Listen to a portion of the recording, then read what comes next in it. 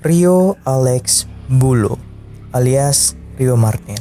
Kelahiran Sleman 2 Mei 1978. Badan kecil, pembawaan pendiam dan tertutup. Rio adalah penjagal sadis yang korbannya dibunuh dengan cara dihantam martil.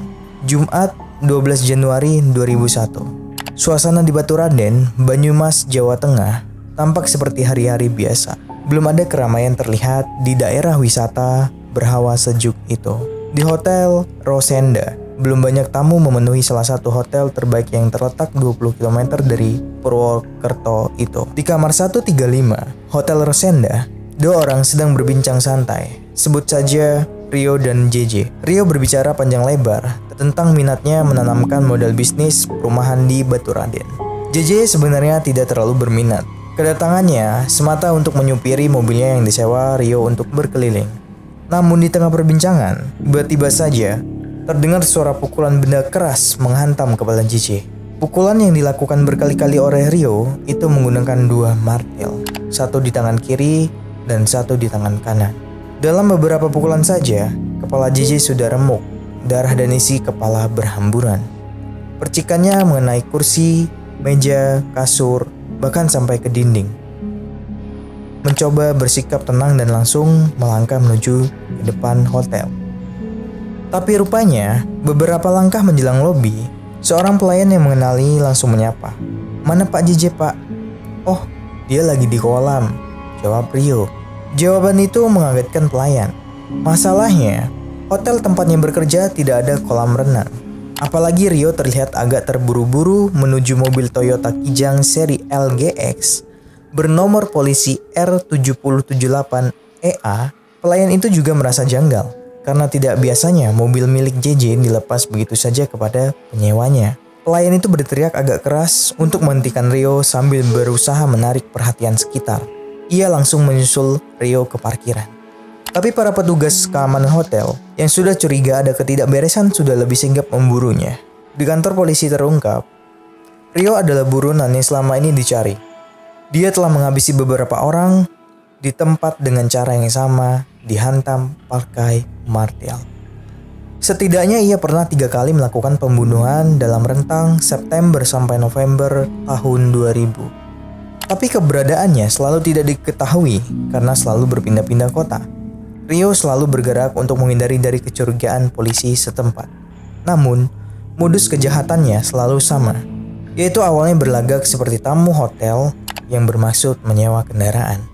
Di Bandung, Rio beraksi setelah terlebih dahulu nginap di Hotel Naripan, lalu menggasak sedan Timur setelah terlebih dulu memukul sopirnya hingga tewas. Aksi berikutnya di Semarang. Rio menginap di Hotel Adem Ayem, lalu menyikat mobil Panther berwarna abu-abu dan membunuh sopirnya. Kemudian di Surabaya, Rio menginap di Hotel Mirama dan membawa kabur sedan Mercy berwarna putih. Lagi-lagi sopirnya ditemukan tewas. Kemudian beraksi di Yogyakarta dengan menginap di Hotel Ibis. Tapi aksi pembunuhannya gagal gara-gara saat hendak memukul, gagang martilnya terlepas. Sopirnya hanya terluka lalu kabur sambil kesakitan.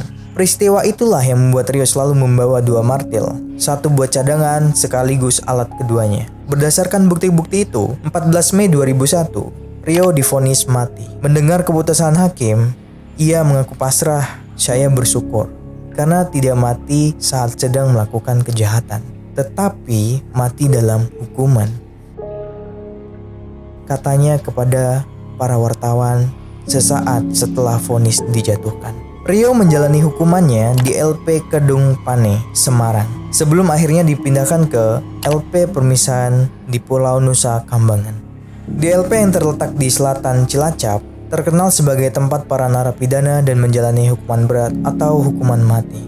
Disinilah Rio bersahabat dengan Iwan Zulkarnain, bekas pegawai PT Pos Indonesia, terpidana kasus korupsi Giro Setoran Pajak PT Semen Tonasa senilai 42 miliar yang divonis 16 tahun penjara.